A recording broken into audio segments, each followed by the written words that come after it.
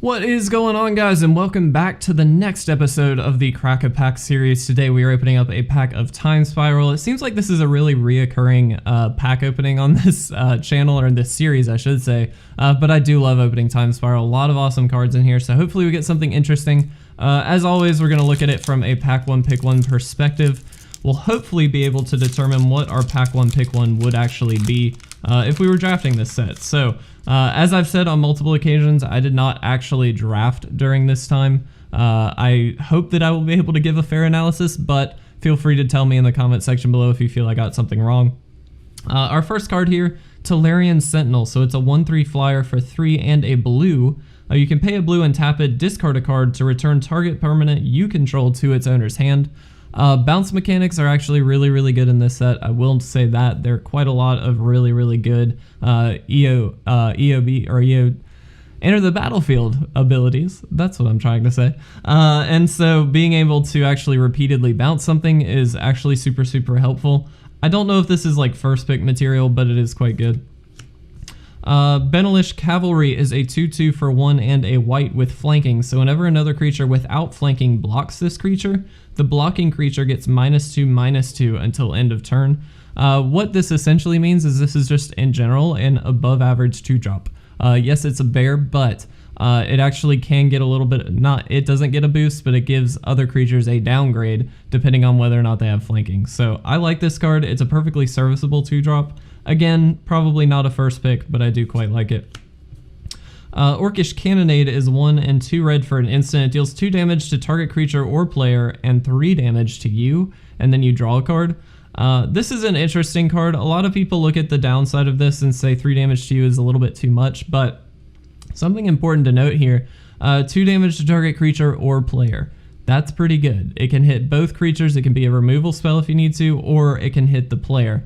So if you're in a winning position and you really only need the last few points of damage, or you're really just trying to burn them out on an attack or something, dealing 2 damage to them is perfectly fine.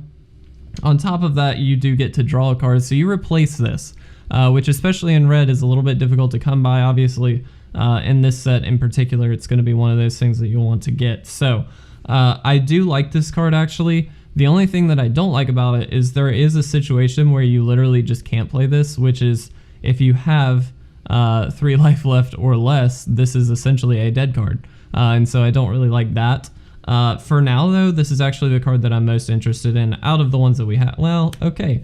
Errant Ephemeron is definitely a good card. So it's a 4/4 flyer for 6 and a blue, which sounds like a lot. I get it. But you can suspend it with 4 time counters on it for 1 and a blue. So you can start doing this on turn 2. And that means basically rather than playing the actual mana cost, you pay the suspend cost, which in this case again is 1 and a blue. You exile it with 4 time counters on it, and then at the beginning of your upkeep every turn, you remove a time counter off of it. On the upkeep where you remove the last time counter, you can cast it without paying its mana cost, and it gains haste, so it can actually swing in immediately. This is a really just powerhouse beater. I love this. It's a 4/4 flyer. 4/4 flyers in general are always going to be great, so I like this card a lot. This is definitely, in my opinion, going to be the pick so far. Strangling Soot is an instant for 2 and a black. Destroy target creature with toughness 3 or less, and then you can flash it back for 5 and a red. I actually like this card quite a bit. Yes, it does require 2 colors of mana if you are going to flash it back, but with toughness 3 or less, that's pretty useful. You can hit quite a lot with it, and it's at instant speed. So I do like this. It's not, I don't think, better than the Ephemeron. I think I would rather have that right off the bat. But Strangling Soot, definitely a card that I like. Gemhide Sliver is a 1/1 sliver for 1 and a green. All slivers have tap and add 1 mana of any color to your mana pool. Slivers are really good in this set. If you get the right cards for it and can draft it, by all means do it. It's a really interesting mechanic. Basically, all slivers give other slivers the ability on this sliver. How many times can we say sliver in this one sentence? Essentially, though, basically what happens is all of these slivers start to build every other sliver up, and you just get this swarm of incredibly strong and powerful in terms of ability creatures that can do just tons and tons of stuff. Gemhide Sliver is a really key card in this whole archetype solely because it can tap and it can cause other slivers to tap for any color of mana. And so it basically allows you to run like that 5-color strategy, which honestly 5 colors is probably 4 or 5 colors is probably what you're going to need for a Sliver deck. So I really like this card. I think on raw power level I like the Ephemeron better. I'm actually going to keep this here though, only because depending on what's left in the pack, it might be something that we're looking to wheel, and so Gemhide Sliver might be the pick one, so we'll see.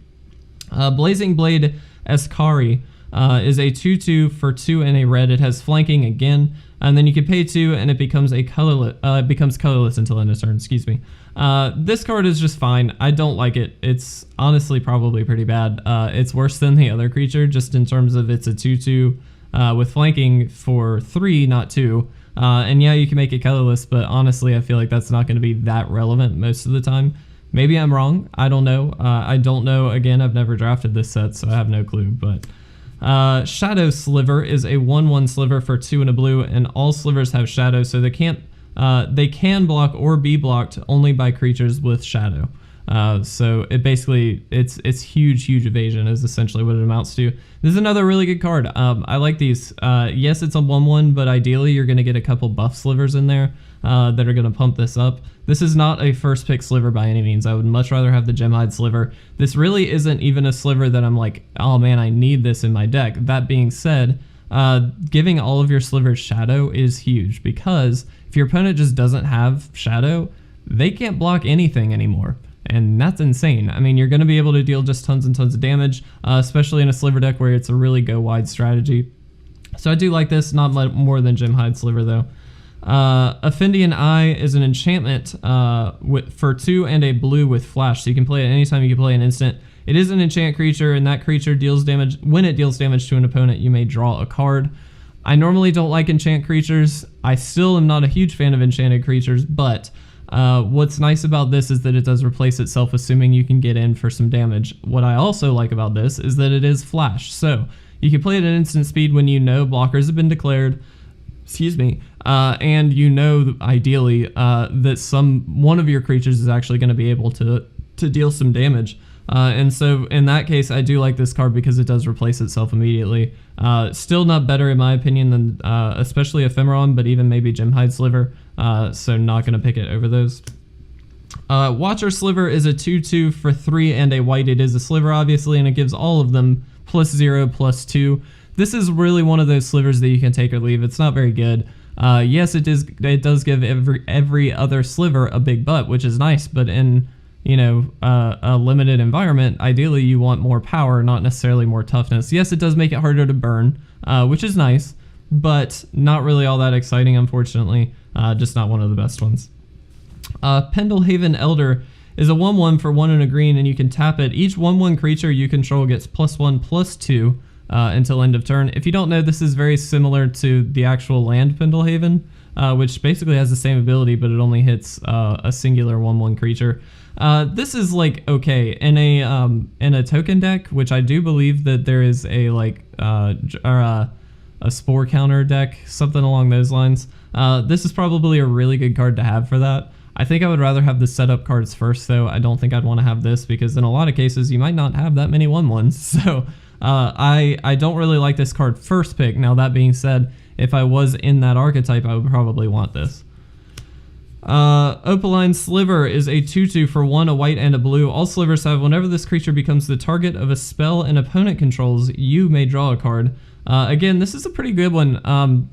Being able to draw cards off of like a removal spell that your opponent has or something along those lines is actually pretty good. Worth noting, it's probably only going to draw you like one card because they may just have to, depending on the situation, they may target this one first, which means you'll draw a card off of it, but, excuse me, the ability goes away once the creature is gone. So worth noting there, it may only draw you one card, but I do think it's worth it. It's a replacement effect, so I do like it. I still honestly like the Gemhide Sliver more, and the Ephemeron though, to be honest. Wipe Away is an instant for 1 and 2 blue with split second, so as long as the spell is on the stack, players can't play spells or activated abilities that are not mana abilities. So essentially, think of this like uncounterable. They can't respond to it, so once you play this and it is on the stack, once it successfully is on the stack, nobody can do anything until the full stack is resolved, or at least this card is resolved off of the stack. So it's an interesting card. I like Wipe Away a lot. Return target permanent to its owner's hand is the ability. It's pretty straightforward, but I do like this card a lot. I think if I knew for sure I was kind of in that blue style deck, which the Ephemeron kind of leans me into, I would definitely want Wipe Away. It's a great card, really difficult to actually do anything about, which is awesome. So I like it quite a lot. And then our rare here, oh yes, I forgot we have time-shifted cards as well. Lotus Bloom is actually our rare, so it's an artifact with suspend 3 for 0. And so you can tap it, sacrifice it, add 3 mana of any one color to your mana pool, very similar to actual Black Lotus, except it takes 3 turns to actually cast it. I don't like this card in draft. I don't think it's very good. Yes, it does technically ramp you, which is fine, but it is a one-time ramp. You do have to sacrifice it. Not a fan of that. So I'm not a huge fan of this card in Limited in general. It actually has a great place in Constructed though, for like Ad Nauseam, things like that. So very good card. I'm actually really happy to have opened it, but in general, not stoked in draft.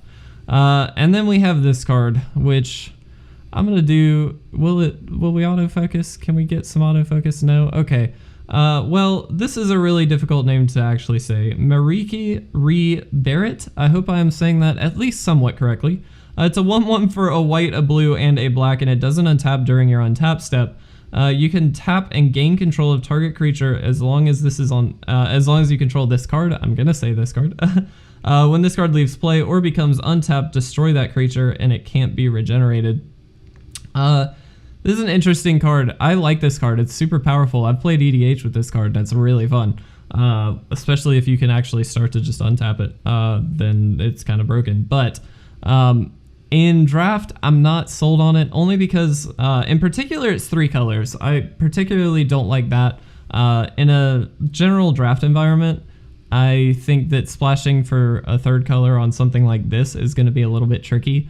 I'd prefer not to have 3 colors on a singular card just because if I'm ever short on like one of my colors of mana, I just can't play this card and that's like really bad. So I think this is a powerful card. I don't think this is going to be my first pick. So both of the rares are actually not really in my first pick. And honestly, I feel like the Ephemeron is going to be just the most reliably solid pick. Gemhide Sliver is very good. It does enable the Sliver deck quite well. If I was really forcing it, I would definitely pick that. But Ephemeron is just a great card, so I think I'm going to have to go with that one. Feel free in the comments section to disagree with me if you feel like I made a mistake. That is totally fine. But if you did like this video, please make sure to leave a like or a comment down below. And as always, please make sure to subscribe to stay up to date on all of our awesome content. But with that, I'm going to get out of here. Thank you so much for watching, guys. I will see you in the next Crack-A-Pack video.